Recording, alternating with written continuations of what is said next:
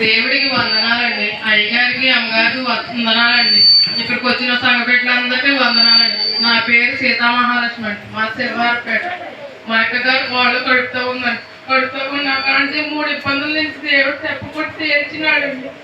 నేను నొప్పులు రాకుండా హాస్పిటల్ తీసుకెళ్తే జాయిన్ చేసుకున్నానండి, గవర్నమెంట్ హాస్పిటల్లో. మా అబ్బాయి వచ్చి మా అక్కగారు అబ్బాయి పిల్లలు హాస్పిటల్లో జాయిన్ చేసుకున్నారు. నొప్పులు రావట్లేదు, శిశువు ఎదిగిపోయింది, ఆపరేషన్ పడదామంటే అయ్యగారికి ఫోన్ చేస్తే కలవపోతే విజయాక చేస్తే కలిసిందండి.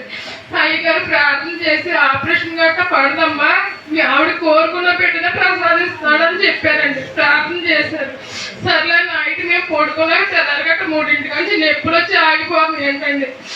6 మాకు ఫోన్ చేసి మమ్మల్ని లేపితే మా అక్క మమ్మల్ని లేపి అయ్యగారితో ఒకసారి ప్రార్థన చేయించిందని చెప్పిందండి.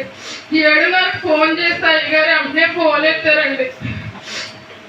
ఏంటి మా కోళ్ళ గారు అంటే 3 నుంచి నొప్పులు వచ్చి ఆగిపోతుంది ఏంటంటే ప్రార్థన చేయండి అంటే చేశారు. చేసి అయ్యగారు ఏం చెప్పారంటే డాక్టర్లు చెప్పకముందే అయ్యగారు ద్వారాలు వెళ్ళేదమ్మా, ఆ బిడ్డ కోరుకున్న బిడ్డ ప్రసాదిస్తారు, తేలికగా వస్తే కొంచెం టైం పడతామ్మా, ఆపరేషన్ గట్ట పడదన్నారండి. అన్నాక 8:30 నేను హాస్పిటల్కి వెళ్ళి అక్కడే ఉన్నామండి. ఉన్నాక 10ంటికి డాక్టర్లు వచ్చి చూసి అన్నారండి ద్వారాలు వెళ్ళేదని చెప్పారండి.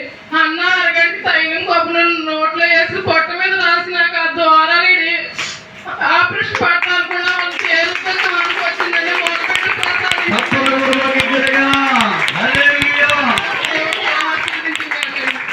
డాక్టర్లు అయితే ద్వారా తెరవబడలేదన్నారు, కానీ అభిషేక తైలం రాసిన తర్వాత ద్వారాలు తెరవబడి కోరుకున్న మగబిడ్డను దేవుడు అనుగ్రహించారు. తప్పులు కొడుతూ దేవుడు మహిమ